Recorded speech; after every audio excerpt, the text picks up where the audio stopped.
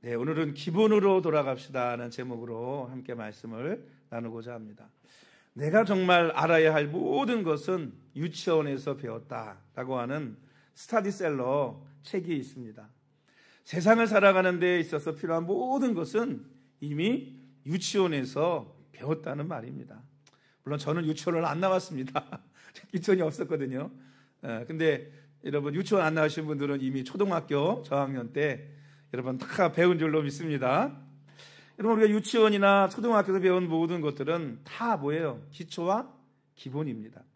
그런데 우리 사회는 때로 상식이 지켜지지 않는, 기본이 지켜지지 않는 사회가 될 때가 많이 있습니다. 그래서 그냥 상식만 통해도, 그렇죠? 기초만 지켜지며 살아도 안전한 사회, 또 살기 좋은 사회가 될 것이라고 생각합니다. 근데 여러분 몰라서 안 지킬까요? 몰라서 안 지키는 게 아닙니다. 배운 대로, 가르쳐준 대로 살지 않고 자기 마음대로, 자기 욕심대로 살기 때문입니다. 그래서 뭘로 돌아가는 것이 중요하냐? 기본으로 돌아가는 것이 여러분 중요한 줄로 믿습니다. 우리 교회 1층에 보면 빵집이 하나 있어요. 빵집이. 근데 이름이 좀 특이합니다. 이름이 기본의 기본이에요. 기본의 기본. 그러니까 아마 빵을 만드는데 가장 기본 되는 게 뭐겠어요? 재료 아닐까요? 재료. 그러니까 좋은 재료를 써서 기본을 우리는 충실하게 지키고 또 지켜서 좋은 재료로 빵을 만든다 라고 하는 의미로 아마 그렇게 기본의 기본이라고 쓰지 않았나 생각을 합니다. 근데 여러분 빵 가끔 사 먹어보면은 맛있어요. 소화도 잘 되고, 또 보면은 일주일에 여러분 4일밖에 안 열어요. 반은 놉니다. 그 4일 중에도 어떨 때는 또 안 열 때가 있어. 일 있으면. 장사를 하면 매일 해야 되는데, 그런데도 불구하고 보면은 그래도 장사가 그래도 잘 되더라고요. 잘 팔려 나가더라고요. 또 언제 문 여냐 하고 찾아오는 사람들이 가끔 있는 것을 보게 됩니다. 왜 그럴까요? 기본을 지키며 만드니까 먹는 사람들이 아는 거죠. 아, 이 집은 유기농으로 하는구나 라는 것을 알고 그렇게 오는 것이 아닌가 생각을 합니다. 근데 여러분 뭐 음식뿐만 아니라 운동을 하든 공부를 하든 뭘 하든지 간에 여러분 다 뭐가 중요하냐? 기본이 제일 중요합니다. 우리나라가 2002년 월드컵 때 4강 신화를 썼지 않습니까? 아마 앞으로도 4강 들어가기는 거의 불가능하지 않을까 하는 생각이 들어요. 우리 한국 축구가. 근데 여러분 그때 4강 들어갈 수 있었던 이유가 뭘까요? 뭐 여러 가지 이유가 있지만 그 중에 하나가 시드 감독이 그럴 거예요. 우리나라 선수들을 보고서는 가장 먼저 시킨 것이 뭐냐면 체력 훈련이었습니다. 그래서 전후반 90분을 뛰는데 지치지 않고 계속 뛸 수 있는 이 체력을 만든 거예요. 그래서 여러분 월드컵 때 보면 한 번 주전은 끝날 때까지 주전이었어요. 여러분 무슨 얘기 아세요? 그래가지고 거의 90분 동안 뛰면서 선수 교체를 한 적이 별로 없습니다. 그 선수들이 그대로 그냥 계속 뛰었어요. 여러분 이렇게 뛸 수 있었던 이유가 뭐예요? 한국 선수들이 체력이 좋으니까 다른 걸 한 게 아니고 그 체력을 더 강화했더니 그런 놀라운 결과가 나올 수 있었다는 것입니다. 2025년 많은 위기와 어려움이 있다는 이야기들을 많이 합니다. 뭐가 부동산이 어렵고 경제가 어렵고 뭐가 어렵고 늘 그런 생각이 들지만 뉴스를 보면서 올해는 희망이 있습니다. 이런 얘기하는 사람이 별로 없어요. 별로 없어. 근데 요즘 보니까 또 그런 얘기하는 분도 있더라고요. 트럼프가 대통령 된 게 우리나라의 기회다. 새로운 기회다. 이런 얘기를 하는 사람도 또 있더라고요. 어떤 사람은 또 트럼프 때문에 큰일 났다. 이런 얘기하는 사람도 있고. 근데 여러분 위기와 어려움이 올수록 필요한 것이 바로 뭐냐면 바로 기본으로 돌아가는 것입니다. 기본으로 돌아갈 때 슬럼프도 이길 수 있고 더 성장할 수 있고 위기가 기회가 될 수 있고 여러분 더 큰 하나님의 축복의 은혜를 누릴 수 있는 기회가 되어질 줄로 믿습니다. 왜? 그게 바로 기본이거든요. 기본. 여러분 신앙생활도 마찬가지입니다. 신앙생활의 기본이 되어 있어야 흔들리지 않는 굳건한 믿음을 소유할 수 있는 줄로 믿습니다. 여러분 신앙생활의 기본이라는 게 뭘까요? 요즘 여러분 가난한 성도들이 많잖아요. 가난한 성도. 왜 가난한 성도가 많을까요? 신앙의 기본을 잃어버렸기 때문입니다. 여러분, 신앙의 기본이라는 게 뭘까? 첫 번째가 바로 신앙의 기본은 예배 생활입니다. 우리 1절 말씀 한번 다 같이 읽어볼까요? 1절 말씀 시작. 그러므로 형제들아, 내가 하나님의 모든 자비하심으로 너희를 권하노니 너희 몸을 하나님이 기뻐하시는 거룩한 산 제물로 드리라.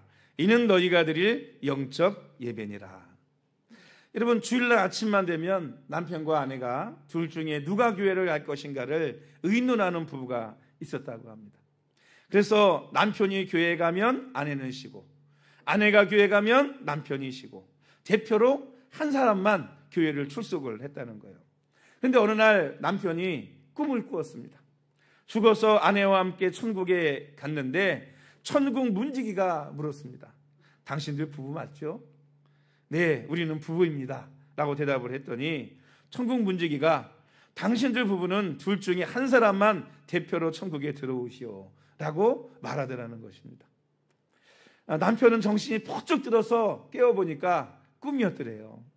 그래서 남편은 아내에게 꿈 얘기를 해주면서 그동안 우리가 신앙생활을 잘못했다고 반성을 하고 그 후로는 대표로 한 명만 교회 나가는 것이 아니라 부부가 함께 손잡고 교회에 나가서 신앙생활을 열심히 했다고 합니다. 여러분, 예배생활하지 않고 추의성수하지 않고 어떻게 여러분 신앙생활이 유지될 수 있겠고 하나님의 은혜와 구원이 여러분 이루어질 수 있겠습니까? 그래서 신앙생활의 기본이 뭐냐? 바로 예배이고 바로 주일성수, 하나님 앞에 주일 예배 드리는 것인 줄로 믿습니다. 할렐루야. 그래서 오늘 본문 말씀에 보면 이는 너희가 드릴 영적 예배니라 이렇게 말씀하고 있습니다. 하나님 앞에 영적 예배를 드리라는 것입니다. 예배를 영어로 워십이라고 그러거든요. 워십. 이 워십은 워스와 쉽이 합쳐진 단어입니다. 워스는 가치 있는 아주 중요하다는 뜻이고 쉽은 배를 말하는 거예요. 그러니까 아주 중요한 가치 있는 배다, 이런 뜻을 가지고 있는 거죠. 그러니까 무슨 뜻이냐면 예배는 가치 있고 아주 중요한 배에 올라타 있다는 것을 의미하고 있는 것입니다. 여러분, 예배는 세상에 그 어떤 것보다도 뭐한 거예요? 가치 있는 거예요. 중요한 거예요. 오늘 우리는 그 가장 중요한 가치에 동참하는 성도들이 되시기를 주의 이름으로 축복합니다. 다시 말하면 예배는 세상에서 가장 귀한 성도를 배에 싣고 하나님을 향해 나아가는 것이 바로 예배라고 하는 것입니다. 그래서 여러분, 예배보다 더 가치 있는 것이 없는 거예요. 예배보다 가치 있는 것이 없습니다. 그래서 여러분, 우리나라 사람 복자 좋아하잖아요. 복자에 보면 앞에 이렇게 써 있잖아요. 그게 뭐예요? 제단이요, 제단. 복이 뭐냐? 하나 열심히 밭에서 일해가지고 번 것을 가지고 하나님 앞에 예배 드리는 것이 복이다. 이렇게 중국 한자는 가르쳐주고 있는 거예요. 또 여러분, 헬라어 원어로는 뭐라고 그러냐면 프로스 쿠네오라고 하는 단어를 씁니다. 프로스 쿠네오는 프로스와 쿠네오가 합친 단어인데 프로스는 앞으로라는 단어이고 휴네오는 나아가다라는 뜻이에요. 그래서 예배라는 뭐냐? 예배란 하나님께 나아가는 것이 바로 뭐냐? 예배입니다. 할렐루야. 그러니까 여러분, 가장 가치 있는 것이 예배이고 우리가 누릴 수 있는 축복이 바로 예배이고 하나님께 나아가는 것이 바로 뭐냐? 예배라는 거예요. 예배. 시편 73편 말씀에 보면 하나님을 가까이 함이 우리에게 복이라 그랬어요.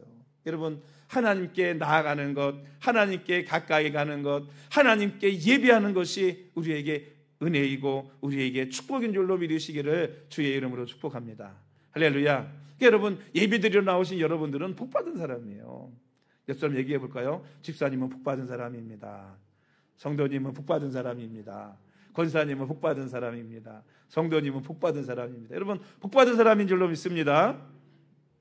이사야 58장 13절 14절에 보면 여러분 이런 말씀이 있습니다. 만일 안식일에 내 발을 금하여 내 성일에 오락을 행하지 아니하고 안식일을 일컬어 즐거운 날이라 여호와의 성일을 존귀한 날이라 하여 이를 존귀하게 여기고 내 길로 행하지 아니하며 내 오락을 구하지 아니하며 사사로운 말을 하지 아니하며 내가 여호와 안에서 즐거움을 얻을 것이라 내가 너를 땅의 높은 곳에 올리고 내 조상 야곱의 기업으로 기르리라. 여호와의 입의 말씀이니라. 이게 무슨 말씀입니까? 여러분, 주일날 세상 것 하지 아니하고 하나님 앞에 온전히 예배하고 주일 성수하면, 그리고 그 주일을 존귀한 날이라 즐겁고 기쁜 날이라 하여 하나님 앞에 예배드리는 삶을 살면 하나님께서 우리에게 기쁨과 즐거움도 주실 것이고 그들을 존귀하게 높여주실 것이고, 야곱의 기업 뭐예요? 하나님께서 축복도 우리에게 주신다라고 약속하고 있는 것입니다. 여러분, 하나님 앞에 예배 드릴 때 뭐 하느냐? 하나님 앞에 축복받는 거예요. 다른 게 아닙니다. 기쁘게 예배 드리는 것이 복받는 비결인 줄로 믿습니다. 할렐루야. 복받는 비결이에요. 미국에 명문 가문이 있거든요. 어떤 가문이냐면 조나단 에드워즈라고 하는 목사님 가정을 미국의 최고의 명문 가정이라고 얘기합니다. 그래서 KBS에서 몇 년 전에 미국 명문가 유산, 위대한 유산의 비밀이라는 제목으로 이 조나단 에드워드 목사님 가정을 취재한 적이 있습니다. 제가 이 가정에 대해서 옛날에 CMS 하고 그럴 때 여러 번 말씀을 드렸어요. 하나님을 잘 섬겼던 그 가정과 후손이 어떻게 복을 받았는지 조사를 한 거예요. 그랬더니 이 조나단 이 부부는 그의 가족 자손 8명이 있는데 8명이 또 이제 후손들을 내지 않았겠어요? 그래가지고 8대를 내려왔어요. 8대를 내려왔는데 그 가정에 부통령, 주지사, 대학총장, 변호사, 검사, 판사, 장관, 차관, 의사, 목사, 교수, 세계적인 사업가 등 수많은 인재들이 배출해가지고 미국을 움직이는 명문 가문이 되었다는 것입니다. 그러니까 여러분, 뭐 변호사가 한둘이 아니고 검사가 한둘이 아니고 의사가 한둘이 아니에요. 그 후손들 가운데. 그래서 미국의 가장 명문 가문으로 여러분 손꼽히는 가문입니다. 왜? 하나님을 그만큼 잘 섬겼던 가정이거든요. 근데 여러분, 미국의 이 조나단 에드워드 가정만 그러냐? 아니에요. 우리나라에도 여러분 그런 가문이 있습니다. 어떤 가문이냐면 메디컬 센터 원장이 유기원 박사님 가문이에요. 이 유기원 박사의 아버지가 누구냐면 유계준 장로님입니다. 그래서 여러분, 유계준 장로님은 조만식 장로님과 주기철 목사님과 함께 우리 일제시대 때 기독교 3대 인물로 뽑히는 분입니다. 여러분, 주기철 목사님 다 들어보셨죠? 여러분, 그 신사참배 거부하고 반대하다가 못 위를 걸었어요. 맨발로 못 위를. 그리고 나중에 순교하셨습니다. 끝까지 믿음 지키고. 그 밑에 조만식 장로님이나 이 유계준 장로님도 마찬가지로 그렇게 믿음 있는 명문 가문이었거든요. 그런데 이 유기원 박사의 아버지 유계준 장로님은 하나님을 사랑하고 교회에 참 충성되고 헌신했고, 그러니까 장로님이 되셨죠. 또 주의 일에 일생을 바치면서 정말 예배를 소중하게 여기고 철저하게 예배했고 자녀들한테 신앙생활을 가르쳤습니다. 그런데 그 후손들이 어떻게 됐느냐? 이 유계준 장로님의 8남매가 있었다 그래요. 그런데 첫째가 메디컬 센터 원장인 유기원 박사이고, 둘째가 치과 의사인 유기영 박사고, 셋째가 역시 의사로 유기설 박사고, 넷째가 서울대 법대 학장인 유기철 박사고, 다섯째가 의사로 유기진 박사이고, 여섯째가 또 역시 의사로 유기옥 박사고, 일곱째가 약사로 유기숙 박사이고, 여덟째 막내가 의사로 유기목 박사입니다. 그러니까 8명이 다 박사야. 다 박사예요. 그런데 이 유계준 장로님의 손자 그리고 증손자까지 합하면 모두 몇 명이냐면 108명이래요. 그런데 이 108명이 다 거의가 다 박사랍니다. 거의가 다. 이 명문 가정이 된 거죠. 여러분, 하나님을 사랑하고 교회에 충성하고 주의 일에 일생을 바치고 무엇보다 예배를 소중히 여기고 하나님을 예배하고 그 자손들에게 신앙교육 철저하게 시킨 그 가정과 후손이 어떻게 하나님의 축복을 받았는가를 우리가 알 수 있는 내용입니다. 여러분, 세계적인 가장 큰 부자가 카네기라고 그러잖아요. 카네기. 근데 여러분, 카네기도 어떻게 생활했어요? 그 어머니가 철저하게 주일성수 11조 생활 철저하게 가르쳤어요. 그래서 여러분, 하나님을 열심히 온전히 예배하고 무엇보다도 신앙생활의 기본에 충실해서 하나님 앞에 그날만큼은 철저히 예배했던 사람이, 그 가문과 가정이 하나님 앞에 이런 놀라운 축복을 받게 되었는 줄로 믿습니다. 할렐루야. 그러니까 여러분, 다른 게 아닙니다. 주일 성수 철저히 지키는 거, 그게 신앙의 기본이고 그게 축복받는 비결이에요. 그리고 여러분의 자녀에게 철저히 예배생활, 헌신한 생활, 여러분 신앙생활 하게 하는 것이 자녀들을 뭐하게 만드는 거예요? 여러분 축복의 길로 만드는 것인 줄로 믿습니다. 할렐루야. 축복의 길로 만드는 거예요. 그래서 여러분 다른 것보다 자녀들 여러분 재산 많이 물려주는 게 중요한 게 아닙니다. 뭐 좋은 데 공부만 해가지고 가는 게 중요한 게 아니에요. 더 중요한 건 뭐냐? 믿음이 있어야 되고 예배하는 삶을 살아야 되고 하나님 앞에 기도하는 자녀가 되어야 여러분 하나님께서 그 가정을 축복해 주실 줄로 믿습니다. 할렐루야. 축복해 주실 거예요. 여러분 예배생활 올 한 해 기본이 가장 중요하잖아요. 철저히 주일생활, 예배생활 하나님 앞에 하면서 하나님이 받으시는 영적인 예배를 하나님 앞에 드릴 수 있는 그런 우리 세길교회 모든 성도들이 되시기를 주님의 이름으로 축원합니다. 두 번째는 여러분 이 세대를 본받지 말아야 됩니다. 2절 상반절 말씀을 한번 읽어볼까요? 시작. 너희는 이 세대를 본받지 말고. 여러분 신앙생활의 기본 두 번째는 뭐냐 하면 이 세대를 본받지 않는 거예요. 여러분 이 세대가 어떤 세대입니까? 불신의 세대, 죄악의 세대 아닙니까? 꼭 노아의 시대와 같고 소돔과 고모라 시대와 같습니다. 여러분 동성애가 합법화되는 시대이고 마약이 흔해지는 시대이고 많은 사람이 도박에 빠져 있는 시대입니다. 인본주의가 중심이 되고 옛날에는 신본주의였거든요. 지금은 인간이 중심이에요. 인본주의가 중심이 되고 그 다음에 뭐예요? 물질 만능주의, 돈이면 모든 것 할 수 있다라는 생각 속에서 여러분 죄악 속에서 하나님을 떠난 세대가 바로 여러분 이 시대의 이 세대인 것입니다. 우리는 이런 하나님을 떠난 죄악된 세상을 본받지 말아야 된다는 거예요. 하나님은 결코 죄인과 함께하지 않습니다. 누구랑 함께하세요? 의인과 함께하시는 거예요. 사랑하는 성도 여러분, 죄는 악은 모양이라도 버리라 그랬거든요. 모양이라도. 할렐루야.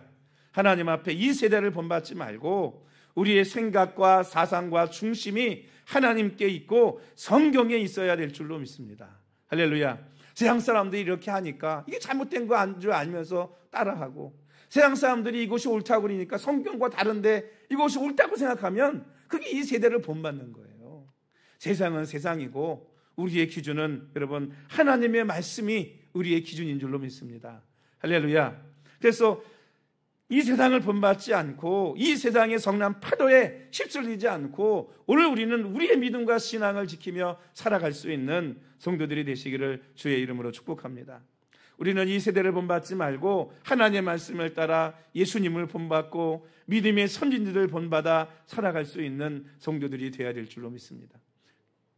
여러분 룻의 가정이 소돔과 고모라에서 그래서 구원받았고 노아 시대에 이 땅이 물로 심판받을 때에도 노아는 당대의 의인이라 그 시대의 죄악이 관영한 시대에 노아는 그 죄악을 본받지 않고 여러분 살았다는 거예요. 그러니까 당대의 의인이죠. 그러니까 하나님께서 노아의 가정은 방주를 예비하셔서 그 가정을 구원해 주신 줄로 믿습니다. 따라합시다. 이 세대를 본받지 말자. 여러분 죄악된 이 세대를 본받지 않아야 그것이 여러분 신앙의 기본인 것입니다. 세 번째는 마음이 변화를 받아야 됩니다. 우리 다음 절부터 2절 하반절 읽겠습니다. 오직 마음을 새롭게 함으로부터 시작. 오직 마음을 새롭게 함으로 변화를 받아 하나님의 선하시고 기뻐하시고 온전하신 뜻이 무엇인지 분별하도록 하라. 아멘. 우리의 신앙이 성장하지 않고 내 삶이 변하지 않는 이유가 뭐겠습니까? 그거는 우리 마음에 뭐가 없어서 변화가 없기 때문이에요. 여러분 예수님을 인격적으로 만나면 여러분 정말 여러분 내 마음에 변화가 일어나게 될 줄로 믿습니다. 마음이 변해야 뭐가 변해요? 행동이 변하고 행동이 변해야 삶이 변하는 줄로 믿습니다. 그래서 예수님께서도 복음을 전하시면서 요즘 마태복음 나가죠? 저녁 시간에 마태복음 5장부터 7장까지 산상수훈인데 마태복음 5장에 가장 먼저 말씀하신 것이 뭐예요? 팔복입니다. 팔복. 구약에는 시내산에서 십계명과 율법을 말씀하셨잖아요. 신약에는 이 한 산에서 팔복과 산상수훈을 말씀하셨어요. 이거를 여러분 황금률이라고 합니다. 여러분 예수님께서는 복이 뭐냐? 구약에는 물질의 복의 개념만 얘기했는데 예수님께서는 물질의 복이 아니라 마음의 복을 말씀하셨어요. 그래서 심령이 가난한 자는 복이 있나니 천국이 저희 것이며, 애통하는 자는 복이 있나니 저희가 위로를 받을 것이며, 온유한 자는 복이 있나니 저희가 땅을 기업으로 받을 것이며, 의에 줄이고 목마른 자는 복이 있나니 저희가 복이 있나니 저희가 배부를 것이며. 하나님께서, 여러분, 예수님께서는 복을 뭘로? 심령의 복을 말씀하신 거예요. 여러분, 사실 어떤 복이 진짜 복입니까? 여러분, 마음에 변화되고 마음이 받는 복이 진정한 복인 줄로 믿습니다. 여러분, 심령이 가난해야 어떻게 할 수 있어요? 긍휼히 여길 수 있어요. 긍휼히 여긴 자는 복이 있다 그랬잖아요. 여러분, 마음이 가난해야 다른 사람을 긍휼히 바라볼 수 있는 것입니다. 여러분, 내가 마음이 온유해야 내가 화평케 하는 자가 될 수 있는 거예요. 그것을 예수님께서는 복이라고 말씀하고 있는 것입니다. 그러니까 여러분, 뭐가 복인 거예요? 내 마음이 변해서 이런 하나님이 기뻐하는 마음을 갖는 것이 뭐냐? 그게 복이라는 거예요. 그래서 예수님을 만난 사람들이 다 뭐했느냐? 마음이 바뀌었습니다. 마음이 바뀌니까요, 행동이 바뀌고요, 그의 삶이 변화되어졌는 줄로 믿습니다. 여러분, 예수님 믿고 내 마음이 안 바뀌고 내 삶이 바뀌지 않는다? 여러분, 예수님을 정말 인격적으로 만나지 못한 거예요. 여러분, 예수님을 우리 인격적으로 진정으로 만나야 할 줄로 믿습니다. 할렐루야. 만나야 돼요. 그러니까 삭개오 같은 세리도, 세리가 뭐 하는 사람이에요? 당시에 로마 시대의 세리는 돈을 걷어가지고 로마에다가 세금을 내는 사람이에요. 그러니까 어떻게 보면 매국노 같은 존재죠. 이 사람들은 우리나라로 말하면 일제시대에 한국 사람한테 세금을 뜯어다가 일제에다 바치는 거예요. 근데 이게 조금만 뜯는 게 아니고 100원 뜯어가지고 50원은 70원 80원은 일본에다 주고 로마에다 주고 나머지는 자기가 갖는 거예요. 그러니까 세리는요 부자였어요. 부자였습니다. 근데 사람들은 어땠어요? 손가락질하고 미워했죠. 그러니까 죄인이었어요. 근데 예수님께서 그 집에 가셨지 않습니까? 가가지고 예수님께서 그 가정에 식사를 하시니까 사람들은 웅성웅성거립니다. 예수님이 죄인의 집에 가셨다고. 말이 많아요. 그런 집에 왜 갔냐고, 예수님이. 그런데 그 세리가 예수님을 만나고 나서 뭐라고 고백합니까? 주여, 내가 남의 거 빼앗은 것이 있으면 몇 배로 갚겠습니다. 내 재산 절반 갖다가 가난한 자에게 구제하겠습니다. 여러분, 하루아침에 돈만 알고 돈을 위해서 같은 동족의 돈을 빼앗았던 그가 어떻게 됐어요? 예수님 만나고 완전히 딴 사람으로, 180도의 사람으로 변화되어지고 바뀌어지게 된 것입니다. 그것이 바로 뭐냐? 바로 마음의 변화인 거예요. 여러분, 예수님 믿고 예수님 만나서 진정으로 마음의 변화를 받아서 하나님이 기뻐하시고 온전하신 뜻이 무엇인지를 분별할 수 있는 저와 여러분이 되어야 될 줄로 믿습니다. 여러분, 죄악된 마음이 깨끗해져서 마음이 청결한 자는 복이 있다 그랬잖아요. 그러면 뭘 봐요? 하나님을 본다 그랬잖아요. 그러니까 여러분, 우리 죄악된 마음이 깨끗해서 변화를 받아야 여러분 내 삶 속에 이게 하나님이 기뻐하는 일인지 하나님이 기뻐하지 않는 일인지 뭐 할 수 있느냐? 분별이 되는 거예요. 분별이. 그런데 이것이 분별되지 않는다는 얘기는 뭐겠어요? 내 마음이 아직도 변화받지 못하고 청결하지 못해서 하나님의 뜻을 분별하지 못하고 있다고 볼 수 있는 것입니다. 여러분, 우리의 마음이 변화되어서 하나님이 기뻐하는 뜻이 무엇인지 분별하고 하나님의 기뻐하는 뜻대로 순종하며 살아갈 수 있는 우리 복된 성도들이 다 되시기를 주님의 이름으로 축원합니다. 성도 여러분, 하나님이 선하시 기뻐하시고 온전한 뜻을 깨달아야 시험에 들지 않고 하나님 오해하지 않고 기쁨으로 순종하며 신앙생활을 할 수 있는 줄로 믿습니다.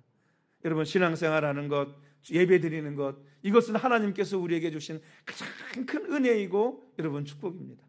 하나님께서 우리에게 예배를 받으셔서 뭘 그렇게 영광을 우리에게 많이 받으시겠어요?